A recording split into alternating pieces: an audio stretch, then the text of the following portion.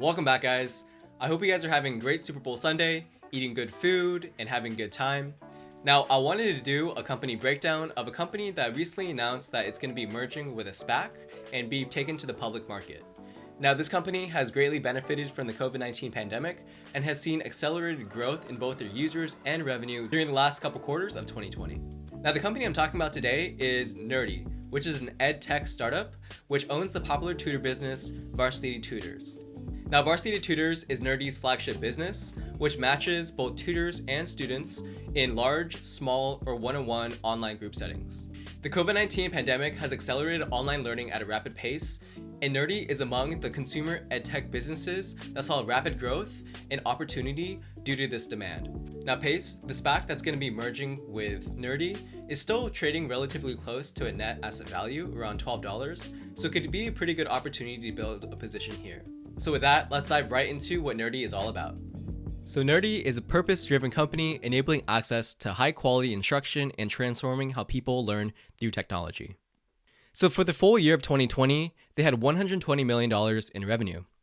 Now, they saw 87% in their online revenue growth in the fourth quarter of 2020, with about 68% in gross margin, which is pretty in line for a software business. They saw about 60% of online paid active learner growth in the fourth quarter and 169% on paid online session growth. Now, Nerdy is seeing pretty strong growth rates, around 45% compound annual growth rate from 2018 projected to 2023. Now, they're seeing strong online revenue growth, around 71% year over year from Q3 2019 to Q3 2020, and 87% year on year growth from Q4 of 2019 to Q4 of 2020. Now, they expect the global learning digital share percentage to jump from about 2.3% in 2019 to about 11% in 2026, which is about a 30% compound annual growth rate. This means from 2019, it would come from $160 billion to about $1 trillion in market size. Now, the flagship business is Varsity Tutors, which is a leading platform for live online tutoring. In 2020, they did about 4.7 million hours in live instruction, and they have over 3,000 subjects. Now, they have a broad suite of different products, from one-to-one, which is personal instruction, adaptive self-study through assessments and practice problems, small group classes with an average of 5 to 15 participants, and large group classes from about 500 to 50,000 participants. Now, we can see their audience breakout of their learners. And they have a diverse population servicing learners across the whole entire life cycle. So they have everything from K to 8 all the way to professionals. Now, they're really targeting general education from all the way from kindergarten all the way to graduate students, and that fills about 88% of the whole entire net sales. For professionals, is only about 12%. Now, they believe that they have a very strong value proposition on both sides of their network. Now, for the learners, they have a better experience. It's very convenient since they're at home and able to take classes whenever they want, and it's very cost effective since it's significantly cheaper than in-class tuition. Now, for the instructors, it allows for a very flexible schedule as they can work whenever they want, and they have a good tech-enabled platform and experience, which allows them to not have to focus on the technology, but to focus strictly on the learning. Now, one key thing I look for when investing in a company is if they have a network effect. Now, network effects are the incremental benefit gained by an existing user for each new user that joins the network. So as more people join the platform, their product gets better and better. And we can see Nerdy, this is definitely the case. As they gain more learners, it translates to more quality experts, which helps a better personalized learning experience. Now, Nerdy is also using artificial intelligence for human interaction. They have an operating system engineered for learning. Now, the first layer is the curation layer, which identifies the best experts. They have a rich database of past learning interactions that they've identified the critical traits, knowledge, and experience that highly correlate to better outcomes. Next, they have the matching layer, where they select the best expert. They optimize across a high-dimensional set of features to identify the learner-to-expert matches with the highest projected probability of a successful interaction. Next, they have adaptive learning layer, where they personalize the learning path to mastery. The model-derived insights at the heart of a knowledge inference engine, capturing every decision to continuously adapt at the sequencing of curriculum.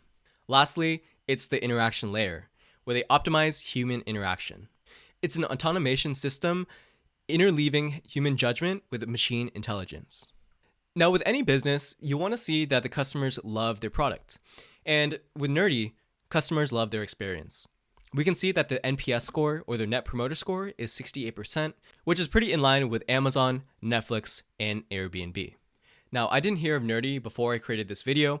However, they believe that they have a very strong brand founded in trust. Now, their brand awareness increased pretty significantly from 2019 to 2020, from about 31% to 64%. 90% believe Varsity Tutors offer high quality instruction, and 87% believe Varsity Tutors is a brand that they can trust. So this is really good. Nerdy is really trying to differentiate itself from other courses such as Udemy and Udacity by being a high quality place to get education. Their expert engagement is strong and growing. We can see that their paid session per active expert is going up. So in Q4 of 2019, there's about 12 paid sessions per active expert. However, in Q4 of 2020, that number was up to 17. Now, they're also seeing a big increase in their paid online active learners. In Q4 of 2019, that number was 28,000. In Q4 of 2020, that number was 44,000.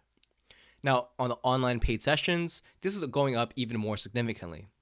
In Q4 of 2019, they're doing about 155,000 paid online sessions, and in Q4 of 2020, that number was up to 418,000. Now, they believe that they have multiple vectors to drive sustainable growth through subject, format, and product expansion. We can see that they've done professional, small group classes, large format classes, and self-study. After this, they're planning on expanding their product towards a subscription service, school at home, which is a full-time homeschool alternative, and also expanding abroad through international expansion. As we all know, this space is very competitive with many different online education platforms, such as Chegg, which is more so for homework help. We have in-person learning centers, such as Sylvan Learning and Kumon. And lastly, we have online education courses, such as Udemy, Coursera, LinkedIn Learning, and the list just goes on. Now, Nerdy believes that they're differentiating themselves from their competitors by offering personalized live instruction, an online focus, access to high-quality instructors, and multiple live learning formats. Now, Nerdy is also offering free online classes, as well as free assessments and practice tools. They have over 3 million hours of free live instructions in 2020, as well as over 20 million practice problems taken in 2020. Now, I think this is a really good business strategy as it allows them to easily get a lot of users onto their platform. And once they have users on their platform, they're able to upsell them to become paying customers when they like the service and want to continue using their platform. So they currently have over 500 online active learners, with 87,000 being paid. Their goal is to now convert all these free users to become paid users. Now, in Q1 and Q2 of 2020, they had schools shut down and test centers closed. Now, this was a pretty big hit to the revenue as their total growth of Q1 was 5%, Q2 was negative 1%. However, in the later half of 2020, in Q3 and Q4, they started seeing resilience in their business as their total growth was up 29% in Q3 and 31% in Q4. Now, their online growth was pretty substantial. In Q3 of 2020, it was up 71%, and Q4 of 2020 was 87%. So we can see the impact of the test center closures had on its overall business. In 2019, in-person classes made up 26 million of their total revenue. However, in 2020, that number was only 7 million. Now, their gross margin is also pretty healthy as well, as you're seeing an increase year over year. In 2020, they did have about 67% gross margins, and they're projecting it to be around a low 70s. Taking a deeper dive in their historical financials, so the paid online active users are growing pretty healthily, around mid 30%. However, when we look at their total revenue, the revenue growth is a little concerning.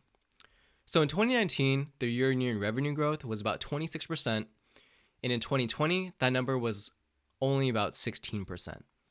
After that, they're projecting from 2021 to 2023 to be about mid-30s, which is definitely a reassuring sign. Now, 2020 was a pretty big hit to the revenue as they had to shut down their in-person learning centers.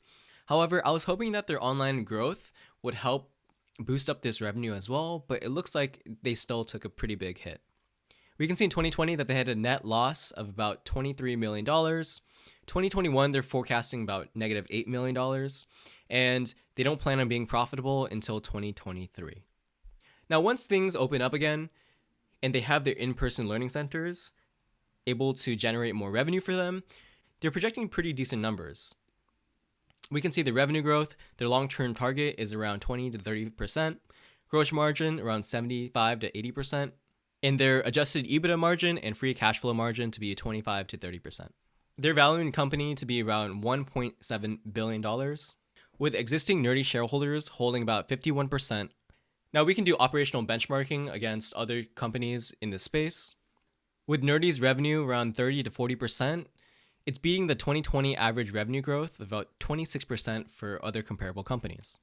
Now, the gross margin is about 70%, which is pretty in line with other companies in the space, with the 2020 average gross margin around 72%.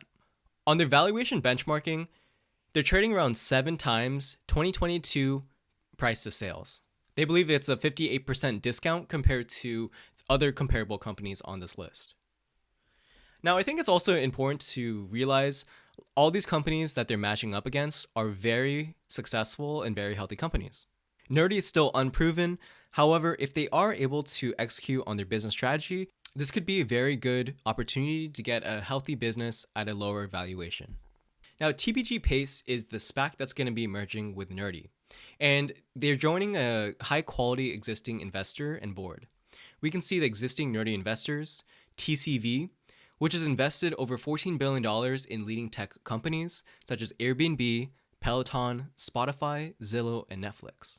Another notable investor is Learn Capital, which is a VC firm focused on breakthroughs in Edtech, like Udemy, Coursera, and VIPKid. Lastly, there's a Chan Zuckerberg initiative. So Mark Zuckerberg and his wife, Priscilla Chan, are also investing in this company as well. So for the TLDR, they have a large total addressable market ripe for disruption. They're a leading gig economy platform for learning. They have attractive unit economics. They have a scalable tech platform. They have network effects, and their data creates a deep competitive moat. Their business is at an inflection point with this pandemic. They're creating positive change, and they have an experienced entrepreneurial team. Well, guys, that was my breakdown of Nerdy. Let me know in the comment section down below what you guys think about this company, as well as what you think about this stock. Now, a few things right off the bat. For me, I really like their positioning in this whole entire ed tech market. Now, I really like that they have personalized live instruction. Now, I personally use a lot of online learning services in my daily life, as I'm spending a lot of time trying to become a data scientist. So with that, I spend a lot of time on Udemy, LinkedIn Learning, Udacity, Pluralsight. So I feel like I have a pretty good experience with a lot of these other competitors. Now, one of the biggest struggles with taking online courses is that the accountability to actually follow up and continue taking the course is pretty tough. And I think having a live teacher actually there to keep you accountable is a really good way for you to continue to take that class and for you to continue working on your education. Another aspect of their business that I like is that they have multiple live learning formats. I like that you have the option for personalized one-on-one learning, or you can take a group class, or if you like, you can also do self-study as well. On the flip side, there's a couple concerns for me. The first being that this is a very crowded industry. There's many different competitors like the ones I mentioned earlier, LinkedIn, Udemy, Udacity. There's also Chegg, Kumon for live in person. So Nerdy is going to have to spend a lot on sales and marketing to be able to attract new customers, as I believe many people don't even know about Nerdy yet. A lot of their competitors are already pretty well established, so it'll be really interesting to see how well Nerdy is able to take market share out of this whole entire ed tech pie. Now, the second concern for me is that they had slowing growth rates in 2020. Now, I understand that the COVID-19 pandemic impacted their business negatively, as they had to close down a lot of their live in-person classes. However, I thought their online classes would make up for the difference. However, it showed that they had slowing revenue growth from 2019 to 2020. Now, in 2019, they did about 26% revenue growth. In 2020, they did about 16%, which definitely is not the most exciting growth rate. Now, they're projecting from 2021 to 2023 for a growth rate about 30 to 40%, which is definitely a lot more healthy. However, the fact that in the past 2 years they had growth rates below 30% is definitely a big concern. Also, Nerdy is not profitable, and they don't project to be profitable in the next 3 years. So the fact that they're not profitable is another factor that you also need to consider. So what am I going to be doing with the stock? Well, for me personally, I don't plan on building position yet. Now, I think the valuation is pretty attractive and the risk to reward is definitely there. However, I do think there's better opportunities out there on the market, so that's why I'm holding off on this stock right now. I'd love to hear what you guys plan on doing with this stock, so let me know in the comment section down below what you guys think. With that, thanks as always guys, I'll see you in the next video and let's go get that bag.